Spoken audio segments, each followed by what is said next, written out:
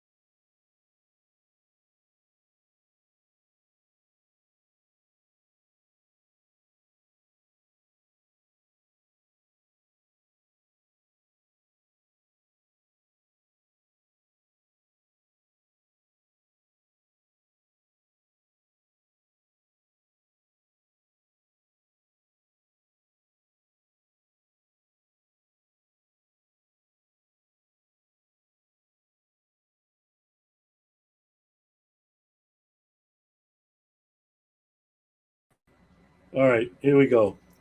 I don't know what happened here, but this is where we're going to pick it up. My guest tonight is Dean Henderson. He's a world renowned political analyst, historian, and author of 7 books, including his bestseller, Big Oil and Their Bankers in the Persian Gulf. I told you, if you want to know what's going on in the Middle East and the Persian Gulf, you want to watch this show.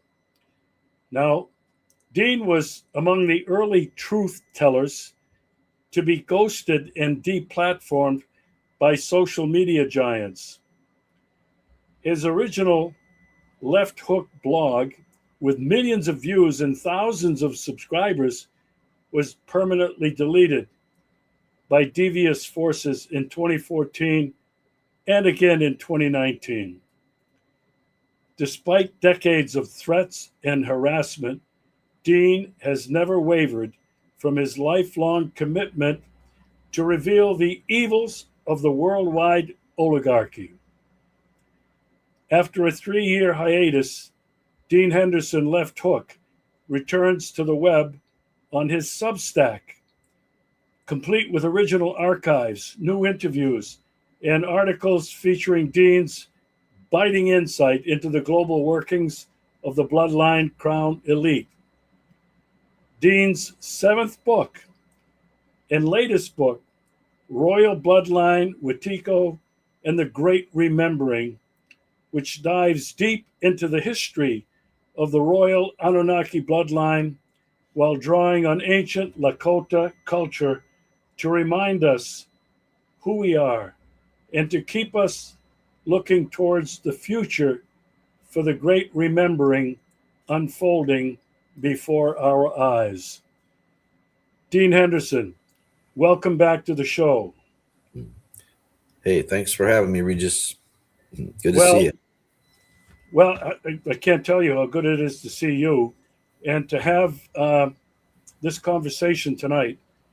Um, I'm going to post several times across our interview tonight your new Substack channel, deanhenderson.substack.com. I'm encouraging everybody to go there and subscribe. You're going to get content, you're going to get analysis you will not get anywhere else. Now, I gave that lengthy introduction um, and highlighting Dean's first book, first published in 2005. The second edition came out in 2008, and the third edition in 2010. This is a must read for anybody that wants to know what's happening in our world and who controls it. Now, Dean, what you've been posting lately uh, in your news feed chapters from this book, Big Oil uh, and the Eight Families. I want to have you tonight, and I want to try to sharpen the focus, especially on the three chapters, chapter 17, 18, and 19. The title of chapter 17 is Caspian Sea Oil Grab, and it's titled, It's the Oil, Stupid. Chapter 18, The International Bankers. Who's talking about that these days? And chapter 19, we'll finish with that one. Dean, The Eight Families, the House of Morgan, Rockefeller, Rothschild, Freemasons, Bank of the U.S., the Knights Roundtable, the Illuminati, and the Federal Reserve. Dean, this is so important for people to understand not only what's going on in the Middle East, but who is controlling all of the levers of power, money, and influence. Dean, take it away. Go wherever you want with this. I may jump in to ask for clarification, but this is going to be one of the most important conversations anyone could have today. Yeah, I mean, it's all. I guess it's Big Oil and the Bankers is it was my first book. I know, and I did it as a master's thesis initially. University of Montana. I got a master's in environmental studies, and it was a 144-page master's thesis titled "The Gulf Cooperation Council: A Regional Resource Security State for the Regime of International Capital Accumulation." And Dean, if I could ask you to speak up just a little bit louder, sure, go ahead. yes. Yeah, I did the Big Oil book. It's initially a master's thesis titled "Gulf Cooperation Council: a Regional Resource Security State for the Regime of International Capital Accumulation," or RICA, which is kind of a wordplay on RICO, because RICO statutes is what you prosecute mobsters under, and these are mobsters we're dealing with. So it's oil companies. So you find out, okay, doing the research for the thesis, who owns the oil companies, and then you kind of want to know who owns the stock in those oil companies, and you find out there's these certain banks, and then you find out who owns these banks, and then you query the Comptroller of Currency and Department of Treasury and Federal Reserve and others as to the biggest bank holding companies in the United States and the world. And my request was returned as a Freedom of Information Act request. In other words, they won't tell you. And so then you find out, and then you find out the families who own those banks. And then this just kind of been my whole life is tracking down kind of the shareholders of the planet, if you will.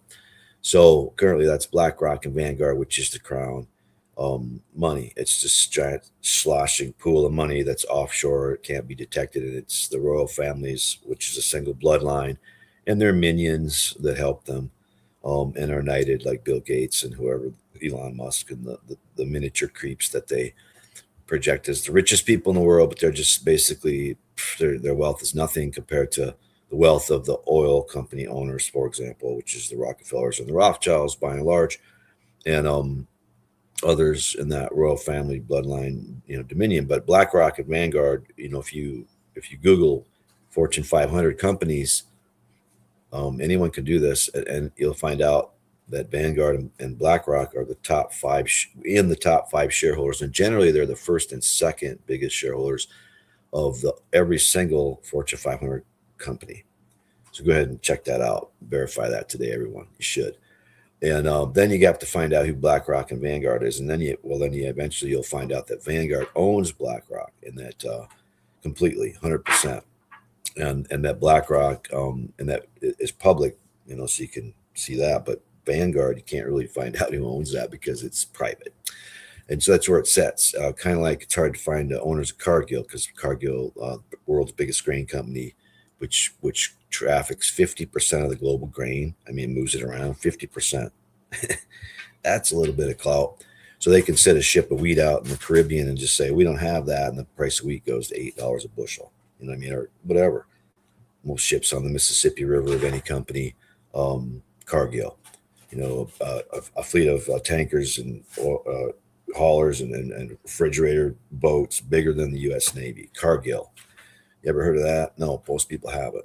Cargill and McMillan family, private company, Minneapolis. Can't find out much about that either. But Dan Morgan wrote an excellent book called Merchants of Grain, which everyone should read, about all of these private grain cartel people, including the Continental Grain dynasty, the Freeburg family, the French Freeburgs, including the Bunge family and the Borns, the Argentinians, Swiss, the Andres, the known Archer Daniels Midland, and on and on and on. It's all cartels. And so this book set me upon this course of going after the cartels, dissecting them, who owns them, and tracking it down. And it turns out that there's one single royal bloodline that pretty much owns everything.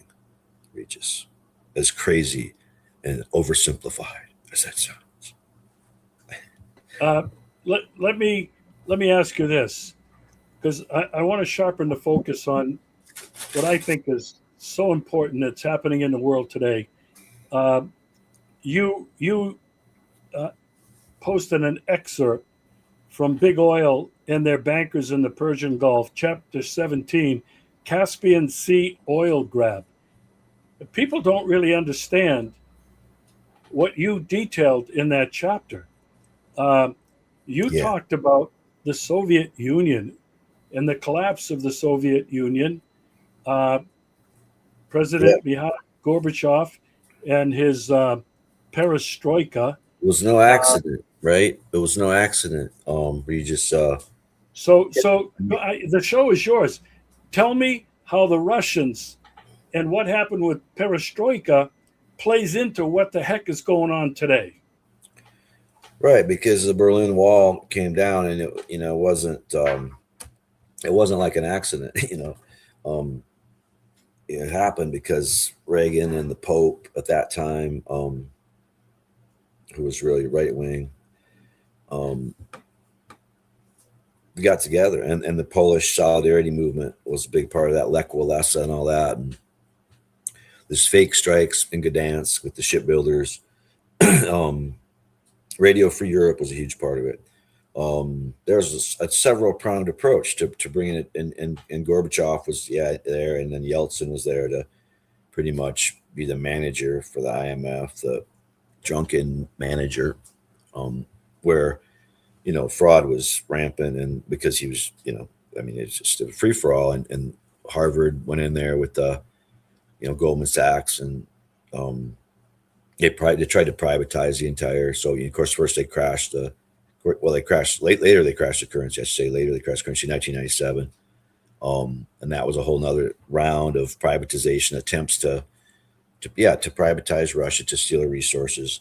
I think one of the things I mentioned in the book is how the assets of the four horsemen of oil, which is Royal Dutch Shell, British Petroleum, Amoco, Chevron, Texaco, and Exxon Mobil.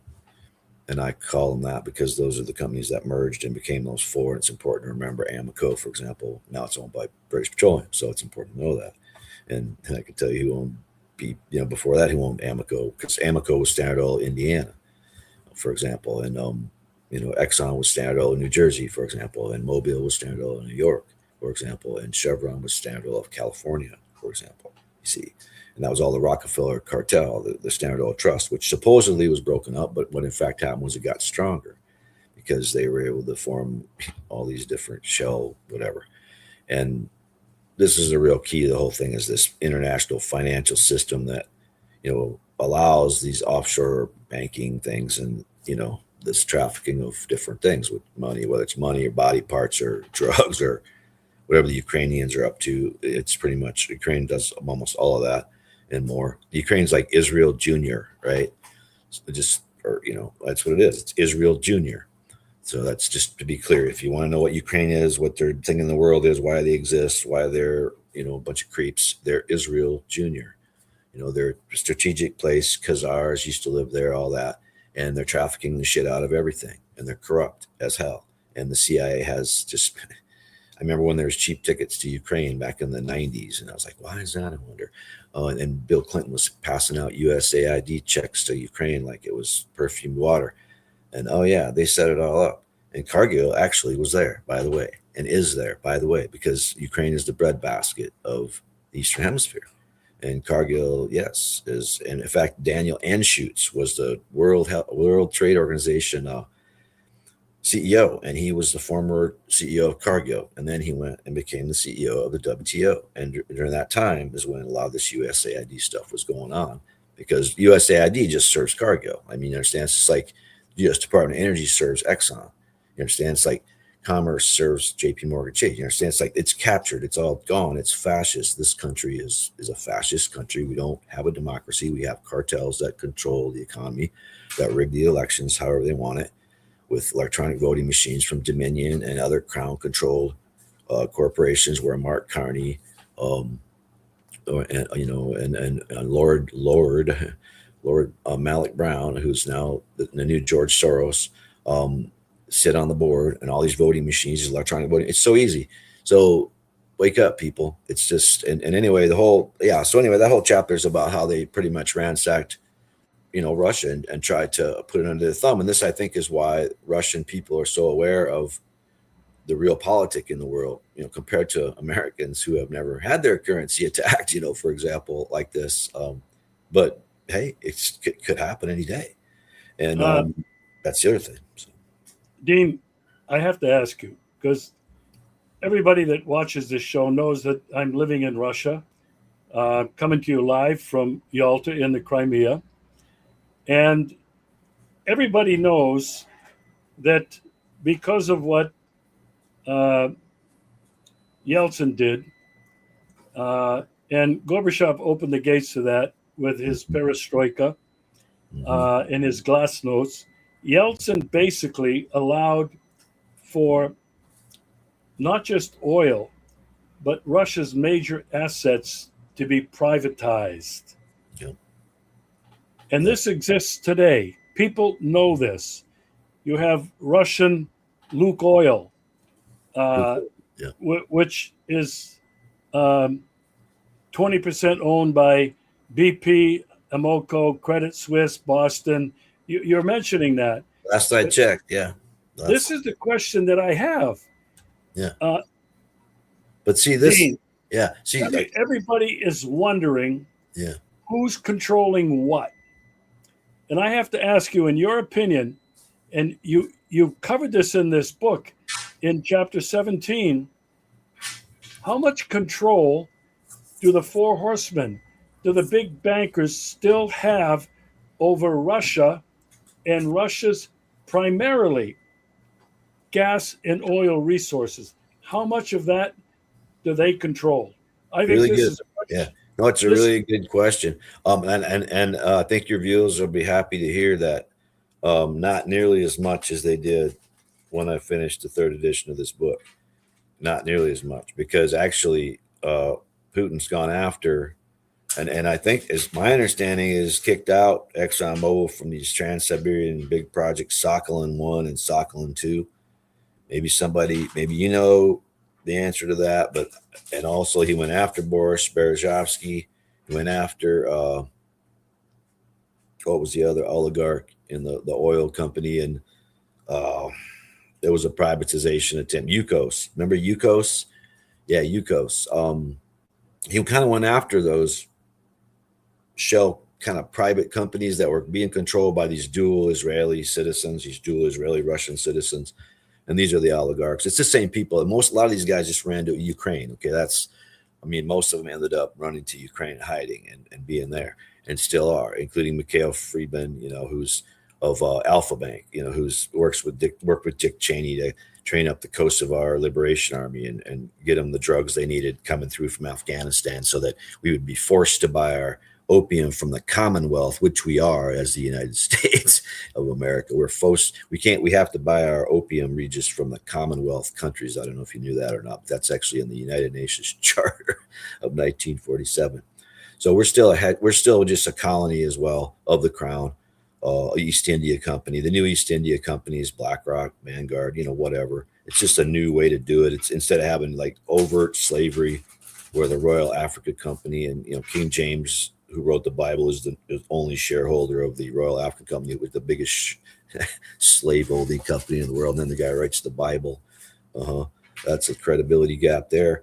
But now it's just more like the IMF, World Bank. You just rig the numbers at the computers, and you just here's some money, and you pay off some politicians, and they get rich, and they do corrupt things, and your corporations then go to those countries and profit. Whether it's your cement companies or your oil companies or your computer, whatever, and they go to the Philippines or they go to Bangladesh, and they get the contracts from the USAID, and they get the contracts from the World Bank and IMF, and you see how it works. And meanwhile, you privatize the electricity grid, you privatize everything, the services of the people, and you give it over again to Bechtel. Maybe in the case of Bolivia, they privatize the water, give it to Bechtel. Well, the Bolivians have their say there, and that's all we can do. But Americans, unfortunately, so far from that. We really need a dramatic turn to the left here, because the Democrats have ceded ground and gone to the right. And it's just like you really have this fascist party, the Republicans, and this kind of crypto fascist party, the Democrats. And they all want to go to war. The Democrats want to fight Russia. They're big, tough people, and they want to fight Russia. And the Republicans are big, tough people, and they want to fight Iran. But everyone wants to fight because we're big, tough people here, and we're insecure. I don't know what it is. It's like, what the fuck's the problem here? Like, people just want to fight. And I really still just don't understand it. Like, we want to feel superior and exceptional and fight. And it really is kind of creeping down into the culture. People are very disagreeable here right now. It's just I find, not everyone, you find pockets of good energy, but wow, it's just, the culture is in decline. And it really feels like everyone is just wanting to fight. And I read this morning, we have the most, it's not just the U.S., because we have the most wars right now, brush fire wars on the planet right now that we've had in the history of the planet. Little skirmishes, and it's I don't know, is it something in the stars? But it's a problem. And the answer is knowledge, and the answer is unity. And the way we get unity is we tell people who runs the show, and then we provide a solution that has to come from the left. It just has to. It has to be a socialist, communist, Marxist, anarchist answer of some kind that makes things public again and goes after cartels. And the people stand up and take over shit and have had enough, and stand up for the rich and fucking have had enough, Regis. Yeah. I want to end on that note, Dean. I want to end on that note, but I want to press you a little bit, because I think it's important for me and for people to understand how much control do the international bankers, do big oil, how much control do you think they have over Russia? Because Russia has got enormous gas and that's oil. That's what I was getting at. I think it's better than it was, Regis. And I do think that, that it was a low point. Obviously, Yeltsin and Perestroika and Gorbachev and all that was a low point. And I really do think I like Putin. I don't know. I could be wrong. Maybe I'm wrong. But I've heard him speak. I've listened to his speeches, his long rambling speeches that translated, and he makes a lot of sense to me, what he says. He talks about history. He talks about things in kind of a Marxist-Leninist framework to me. And he doesn't really say that, and the media doesn't seem to pick up on that, which is really weird. But I just think people are so stupid nowadays. They don't even know what that means, probably. They don't even know, I don't know. It's really weird because they've washed all the political theory out of the culture, of the world culture. Well, they've homogenized the world culture with this wokey stuff, which isn't, it's like this fake progressive thing. And it leaves out economics conveniently. It leaves out class. It leaves out a class analysis conveniently, right? So it's not a threat, which is why BlackRock funds it all, the ESGs and all that, because it's not a threat. You have to talk about class to change anything. And that's what Gaddafi did, and that's what the Iranians are doing right now. And I feel like that's what Putin does. And the Chinese more so, I don't know, they're just, for the longest time, it was their economic thing only. But now I actually feel Xi Jinping is also more of a communist than previous prime ministers. For going all the way back to Mao, probably, I'd have to say. At least Chou En-lai, at least go back to Chou En-lai to find a prime minister of China who was as left-wing as and as nationalistic as this guy. So I think it's real. I think it's genuine. I think the BRICS is a genuine attempt to stand up against neocolonialism, colonialism, feudalism, parasite, interstellar parasitism, Anunnaki. Yeah. Anyway, however you define it, whatever you call it, the oppression of the people, the bondage that we live in, the slavery that we still suffer under as a planet, as a people, that we haven't succeeded in liberating ourselves from as of yet. And so we need help. And the way I look at it, the Iranians are doing a great deal to help us right now, because we don't have them. Me and you don't have the guns. They took our, the people of the world, we don't have the political ability in the United States, because both parties are sewed up. And we tried Bernie, and they shot us in the head twice on Bernie Sanders, boom, and knocked us out again. And we're sick and tired. Okay. So the Iranians come along with guns, and we're like, I'm thrilled. I'm happy right now. I'm very optimistic about the world right now, but it's only because the Iranians are winning this war in a big way. And I wanted Iranians, but I look at the axis of resistance. I look at the way the Israelis are being exposed, where the U.S. is being exposed, Trump's being exposed, where the Europeans are being exposed, where we might actually break with NATO. Great. There's some things coming, but the Iranians need to continue pounding Israel and pounding this evil empire of Epstein class people. And then we need to continue pounding them with what we do with words, which are more powerful than weapons of war, even if you do it right. And we need to work together and realize we're a unified electricity that's had it, and with the bears and the sharks and all the animals who've had it, and we've had it, and then we need to stand up, because there's many of us, millions and billions of us, and there's people of them, and all we have to do is stand up, and it's over, people. But if you're going to live on your knees, it'll never be over. Living in fear or living in love, take your pick. Because that's all it is. We're going to end with this. We're going to end with this. But before we do, I need to have you clarify some more things, okay? In terms of who's controlling the levers, and maybe who's losing control, which is what you're alluding to. I appreciated what you said about Putin.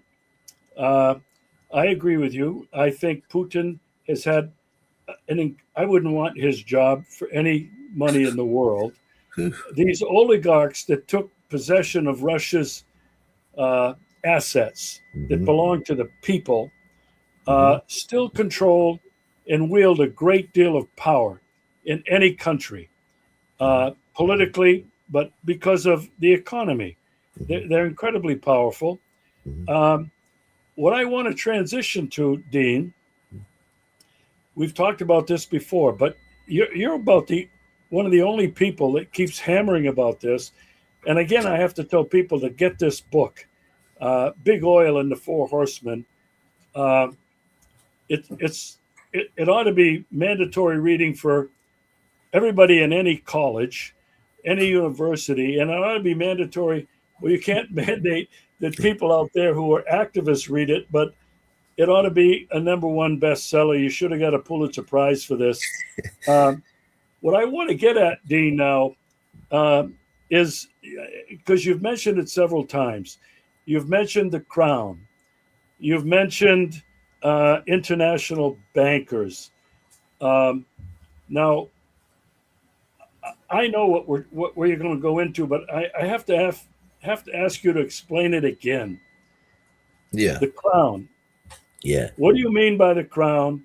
And what do you mean by it is all centered in the city of London? Yeah. That's where I want to go with this. And I also want you to keep in mind from where I'm coming. How does Russia fit into that? Is Russia fighting it? Russia's still tied into many of these international organizations. So the Crown, the city of London, and that's my point, who are these? Yeah. Who are these people? Yeah, well, the Crown, the word has to come from the notion that there's, there's these entitled people who are special that get to wear these crowns, right? And how do you get to wear the crown? Well, apparently you have this certain kind of blood, so you have to go, well, that's interesting. So that concept was first employed or seen or witnessed on this earth in Samaria. A fellow named King Sargon, they called him, and that's a fact. And he was the first king on the earth. There were no kings, queens, no notion of that, no idea, concept. It's all just foreign notion where somebody would actually say they're better than others because they have a certain kind of blood, and then they'd be able to walk around with this little crown on their head and tell people what to do. Very bizarre, I'm sure. So that's So, a crowd. Dean, Okay, it just Dean, let me jump in. You mentioned Samaria and where the whole idea of the crown came from. Now, I have a lot of friends, and I know you do too. They'll follow me up to a certain point, but when I take it back, and you and I have talked about this, and I've read as much as I could about Sumeria, Mhm. the Anunnaki. Uh, People, when we start talking about that, will tune out. They'll go away because they think you're really That's freaking fine. crazy. Do what you want But to do. You live in slavery and la la la la la. That's fine. isn't it? King Sargon, Google it. Just it's the first king. Just Google it. It's not that hard, people. So if you're all freaked out about it, just Google it. King Sargon, first world king, Samaria, just happens to be. Anyway, is it a coincidence? I don't know. But all I know is people have been talking about Jeremiah Sitchin and David Icke, and a lot of other people have been talking about this other thing where it's the Anunnaki and there's Sumerian clay tablets and first, oldest language that we know of. It's a cuneiform language, and being translated and saying things like, yeah, they forced us into agriculture. Um, yeah, they came here on spaceships from planet Nibiru because their, ozone was failing. They had to mine gold. And then you tie that together with what happened in South Africa with the Torrids and the gold mining, and you tie that in, and then they're talking about on these tablets again, breeding humans to be slaves. And you go, oh, is that white people? Maybe that's what I kind of think. White people seem very subservient to me, mostly, and they want to climb the ladder. But anyway, I don't know. And So, it's just so Dean, yeah, what go we're ahead. talking about here are these bloodlines, correct? Yeah, it's a These bloodline. Yeah, royal bloodlines, it's a and we bloodline. can trace them throughout history. King Even Marduk was kind of next, and then he went to India to the east. And funny how agriculture came to the earth everywhere at the same time, 8,500 years ago. So did domestication of animals, all at the same time everywhere. Why? How? It just happened at the same time the Anunnaki came here, and according to the tablets, 8,500 years ago. Just a coincidence, I suppose. All these temples pop up, like Tikal, like Chichen Itza, like Angkor Wat in Cambodia, like all over and everywhere. And these huge, Egyptian, whatever, and all at the same time. And why? And city states for the God Kings. Of the God Kings, who were they? Well, they were the Anunnaki, and they were lazy. They stole the land.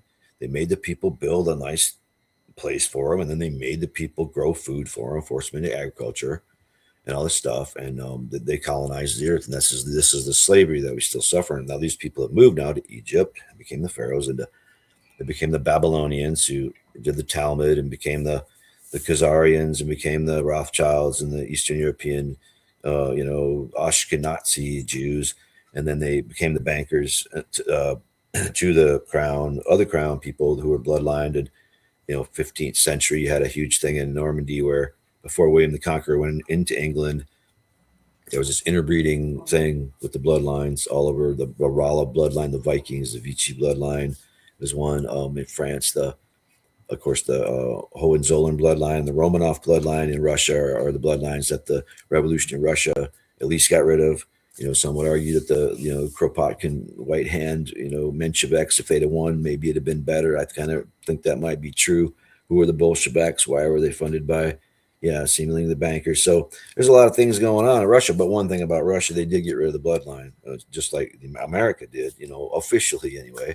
And so we're both countries that we see. That's the thing. We have a lot in common. We should be the best of friends. Russia and the United States should be the best friends. And that's the one thing, at least, that I give Trump a little credit for, because I don't give him credit for much. But at least he's, I think, trying to be friends with Russia. Whereas most people in this country have been brainwashed by RussiaGate mainly lately. yeah, A terrible thing. But yeah, and especially progressives. And that's the sad thing is, even though Putin to me is a leftist progressive, it's like somehow the progressives here in America hate him only because they've been lied to and told, just lied to. It's just, but maybe that'll change. Maybe that's changed. I don't know. But all I know is it does seem there's a while the Iranians are battling us, the Russians are battling Ukraine, and it's tied together too, more than people think. I'm just going to throw that out there. Yeah, I appreciated what you said about Russia and the United States. I really hadn't even thought about that. Both countries got rid of the bloodlines. It's true, man. That's why NATO is. That's why if you look at now, like who's really behind Ukraine, it's more Europeans than the U.S. I mean, they're really pushing it, right? And that's the city of London, and they're desperate to keep us divided. They have to keep Russia and the U.S. They have to keep us enemies, because if we ever were friends, we could just throw the bloodline, the European castle people over into the sea and see their assets, and that's the end of it. There's no more debt for any of us in the world, and we're all free. And then we go solar, and we do free land and food, and everything's possible, but we got to get rid of these parasites, these interstellar. All right, we're gonna get to that. We're gonna get to that. I promise. I don't care how long this show goes. We're gonna get to that. There you go. One of the interesting things is you've talked about many times how these bloodlines and also other really powerful financial people have intermarried.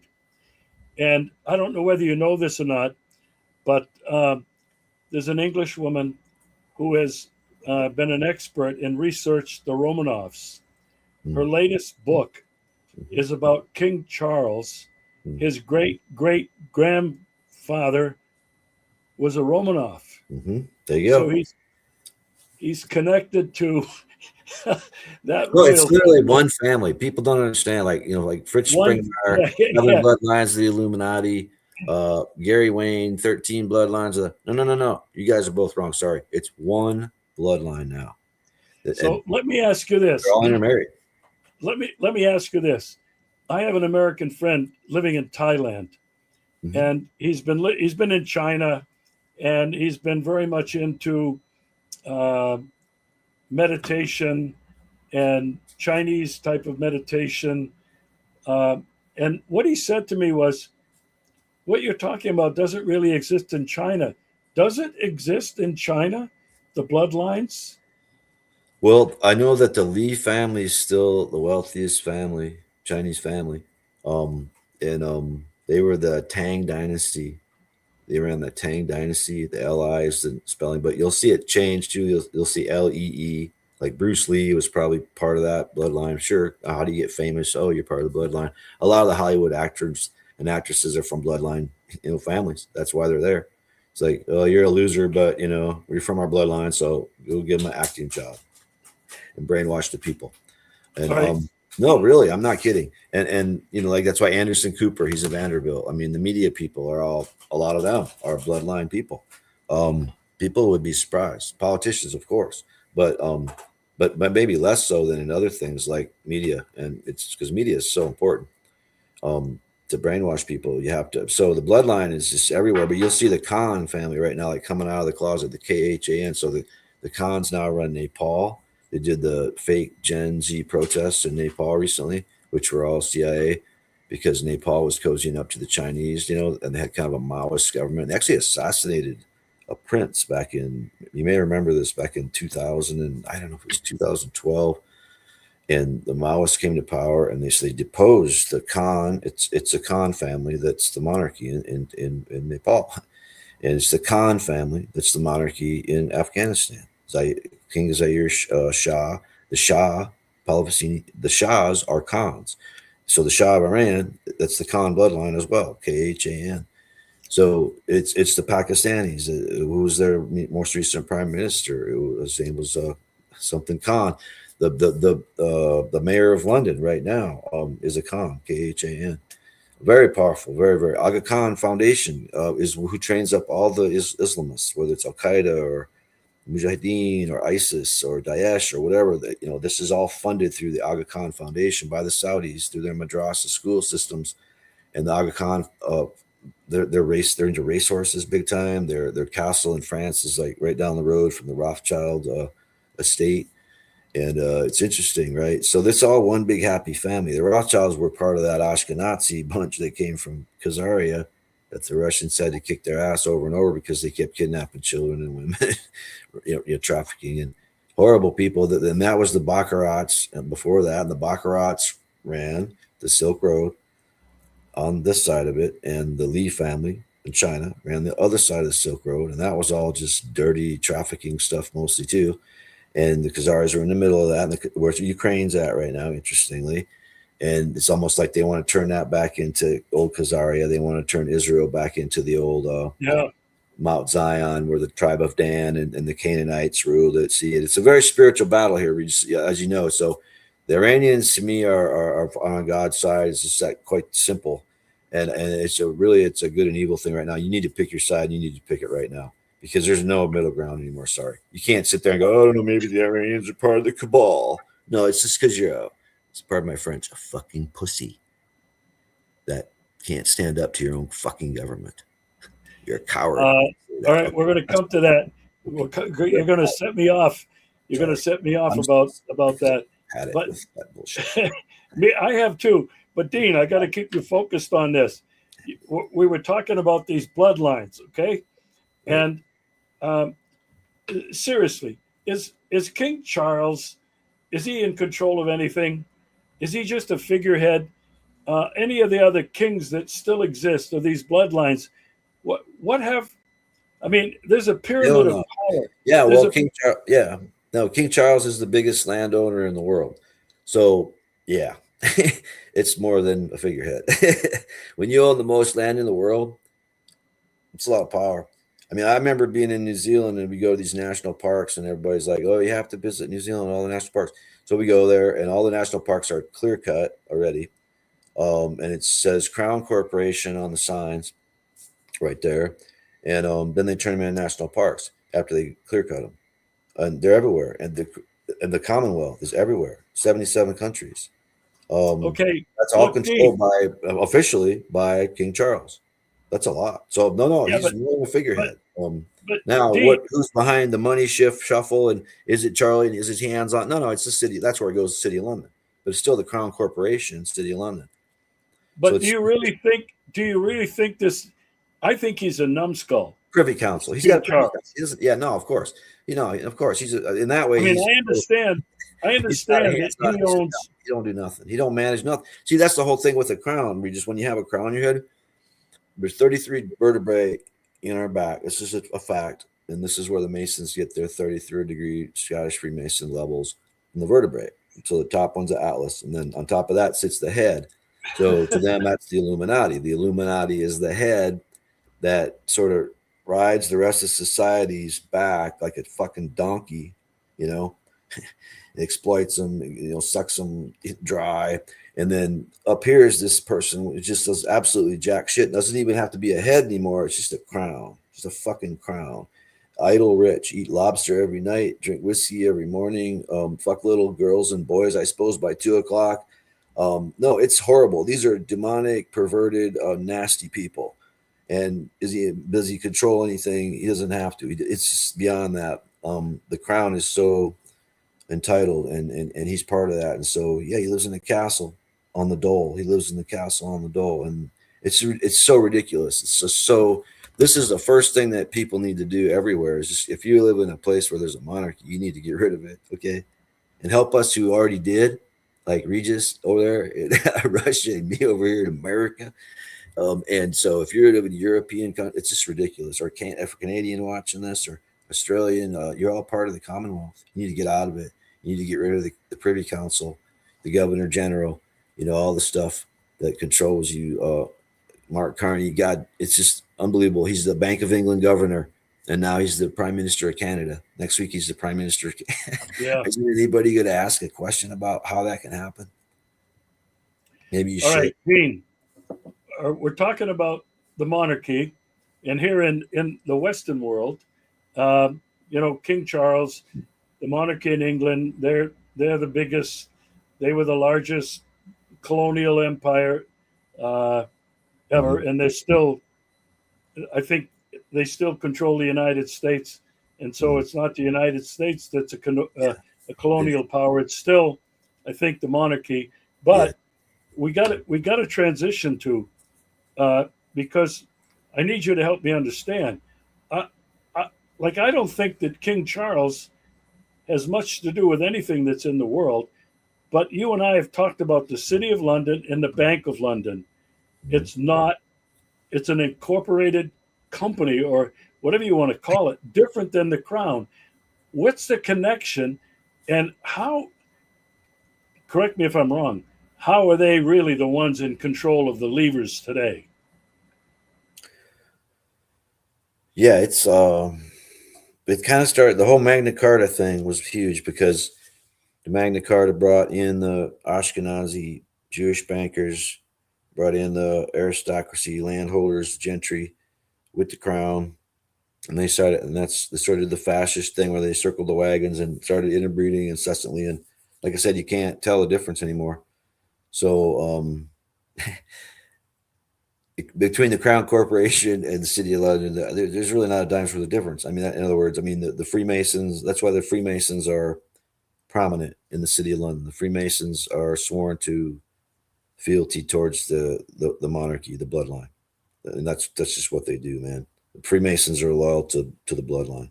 They're the minions, along with the Knights Templar and the Muslim Brotherhood, the Kabbalists, the Satanic people, the Illuminati. There's so many minions to these people because they got so much money. They pass out checks, they write checks, and people bow down to them at so many levels in society, everywhere. So they are the mafia. These people are the. There's no difference. The bloodline is the mafia. That's who runs all the bad things. The bloodline, and they run the official banks. They run the legal opium and the illegal opium. They run everything. They're opium. They're an opium monopoly more than anything else because there's so much money in that, and an arms monopoly. And of course, that's the subtitle of my book. It's Big Oil and their bankers in the Persian Gulf, four horsemen, eight families, and their global intelligence, narcotics, and terror network. And so that's the big money, the oil, the drugs, the guns. It just is. It's the big money. It still is. And now the 5G is coming in and the whole, they're trying to make the fourth industrial revolution, the data centers, and they're trying to make this the next big money. And as of now it is, but it's all, and the same people control it. SoftBank is a big key player in their bloodline bank, Saudi, mostly owned by the Saudis in Japan. They control so much of that tech, Silicon Valley stuff. And it's in my second to last book, more so Nephilim, Crown, 5G Apocalypse. I talk about the connections between the tech companies and the families, and how it's all coming down. And it is satanic. AI is synonymous, to me anyway, with Lucifer or fallen angels or Nephilim or Anunnaki because it's fake. It's not real. It's not from here. It's artificial intelligence. That's why it's not real. So don't trust it ever because it's not real. Fake intelligence. Real intelligence is required here, not fake intelligence in this world. If you live with fake intelligence, you're going to wreck your car. you're going to turn the wrong way. You're going to lose your brain because you're not using a muscle in your body that God gave you. All kinds of things wrong with this picture, and it's all satanic in the end because it's it's telling us that basically God is dead and we're all, it's not that AI is going to take our jobs and stuff. That's not the big danger. The danger to me is that we will become machines. Like we'll become AI. It's not going to take our job. Who cares? We're going to become cold, no empathy, no compassion, no love in our hearts, no spirit, no, just all shut down because we're all just plugged into the electronic suit all the time. We can't even sort things out. We can't make. I've noticed people can't make decisions now. Their minds are literally being fractured by, too much information. Too much information. I'm glad you went. Future shock. I'm glad you went there. I'm glad you went there because, you mentioned a couple of things. You called it a spiritual battle. Absolutely, it is, and it's a battle to preserve what's left of our humanity. What you're talking about, AI, technocracy, all of this stuff, robotics, really it's about destroying who we are as human beings. Yeah. Taking away everything you just talked about. That's love, why it's compassion, peace, that's empathy. dangerous. Yeah. And I think people have to, they got to begin to understand what the hell really is going on. It is a satanic battle for our souls, for our minds, for our basic humanity. I'm so glad you brought that out. Yeah. Now, You too, man. Dean, Yeah. um, we're going to have to continue these discussions, Dean. I got to have you back, honest to God, on Yeah. a regular basis, because Fair enough. some people are thinking that we are just downright effing crazy. We're out of our minds. Nobody's Yeah. talking about this stuff. Nobody. I get laughed at when I bring it up with people. Okay. Oh yeah, That's you know. twilight. Yeah, Twilight Zone, you know. But I am And, fucking crazy. So what? I love it. They think I'm crazy because I am crazy. So, whatever. I don't care. I don't care what people think of me, man. It's like God and me. That's all. I don't think of other uh, things like what people think of me. It's so stupid. Because yeah, why do you care what people think of you, man? As long as you're pleasing the powerful good force in the universe, to me, on that good red road is what the Lakota call it. Just as long as you're staying on that good red road, then win, lose or draw, it's going to be okay, man. And you can go ahead and be happy. You don't have to hang your head. You don't have to be all glum about the state of the world. And I'm not. It's just, I don't know. People don't understand a lot of things, man, about reality. And life is so much better when you acknowledge reality. You acknowledge what actually is going on, and you be a big boy and a big girl, and you put your big boy and big girl pants on and admit that there is this vast conspiracy that's controlling us, and it's all documented. So many people let, have done it, let me and ask you and, this. and it's time to get with it, people, and grow a pair. Let Because me ask you this.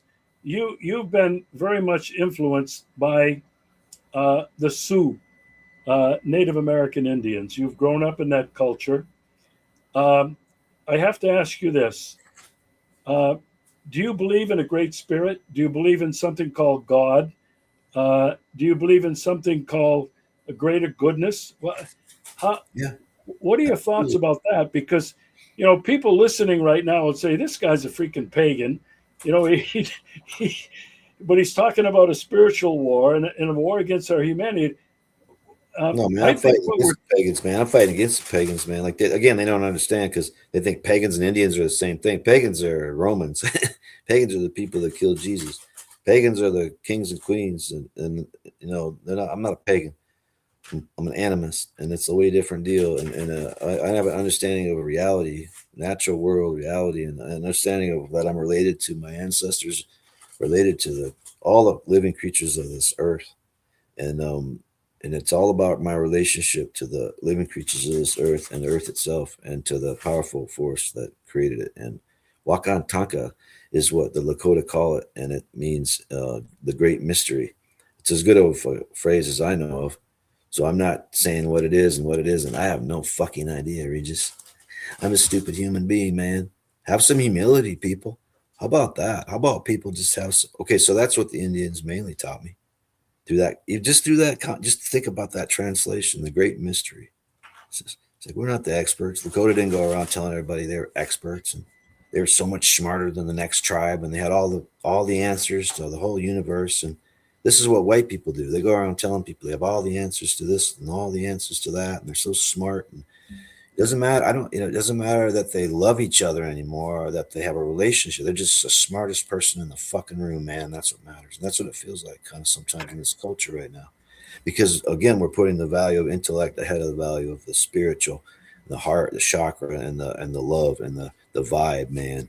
The information. Who cares if you know the exact fucking amounts of streets in Minneapolis? I don't give a fuck. I just care that you're my brother and sister, that you're giving me the good vibes and you're supporting me and that I'm supporting you and that we're in this together. It's a yeah, whole different understanding of reality, okay, that I'm talking about here. And the pagan way is the numbers way. And this other way is the way of humility and just sinking in and going, yeah, I ain't very much, but I'm a whole lot more than nothing. Lakota proverb. I'm not you much, know, I'm a whole lot more I than nothing. I think the Native Americans and the original people had it figured out. Uh, I know you agree with that. When you talk about the great mystery, or when they talk about the creator, whatever it is, this is it's not religion. It's more what I would call today spirituality. You said it was a spiritual battle. Well, for me, religion does not connect you with the great mystery. Uh, and the great mystery is a spiritual thing. And I want you to comment on that because I know where you're going to come from. It's It's a scientific, okay? It's the scientific method. I could also call it the scientific method just as easily as if you want to call it spirituality, that's fine. But I could just as easily call it the scientific method because it's just inference, observation, conclusion. Okay, so I'm a Lakota. I'm living on a prairie. I go, hey, there's some buffalo. Observation, a buffalo. Inference. Maybe I could feed myself with some meat from that buffalo. Conclusion. I better appreciate that buffalo because next time I want that buffalo to come back into my hunting area so I can have some more good meat to eat. So I have to have a relationship with that buffalo that allows him and lets him know, hey, I'm sorry I'm eating your meat, man. I'm sorry I have to kill you to eat you, man. You're my brother. I really am. But it is this relationship. And see, every hunter knows that. I was a hunter and now I am a hunter, I guess, but I used to hunt a lot when I was young. You have to have that relationship with the game, then the game will come to you. And this is what white people don't understand, man.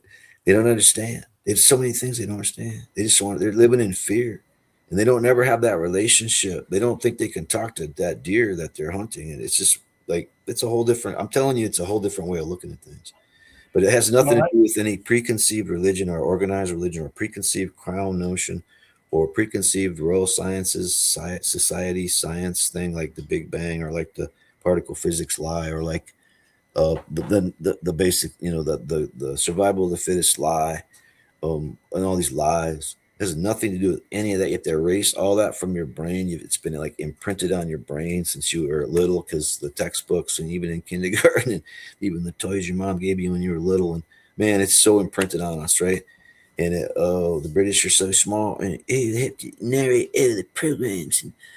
And wow. So it's so yeah, it's heavy, man. You got to erase all that and you got to just inference, observation, conclusion. That's the indigenous way. That's the animistic way. You can call it science or you can call it spirituality. I don't care. I don't think anybody does.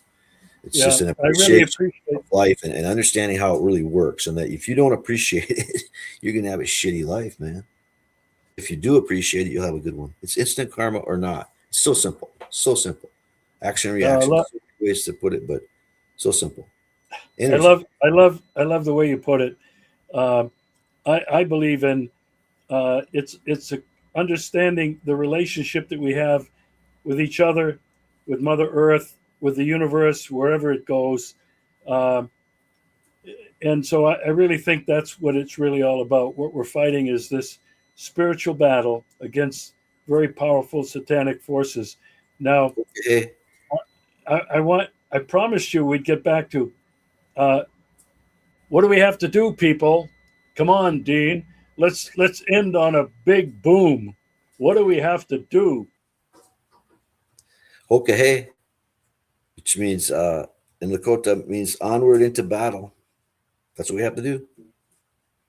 So yeah, strap in, get ready, and time is now. And pick the side of good, and we will vanquish evil from the earth. We can do it.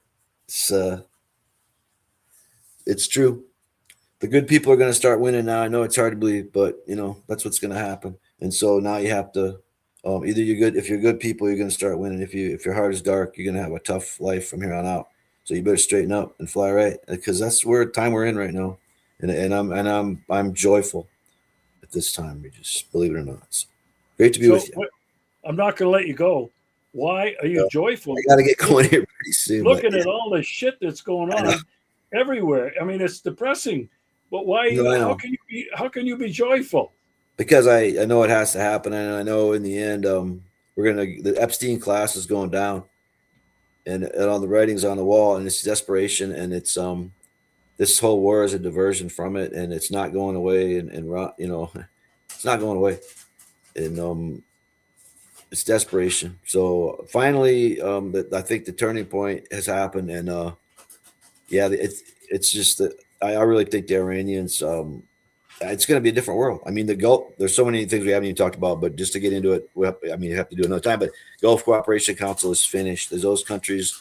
Dubai as a money laundering center is finished.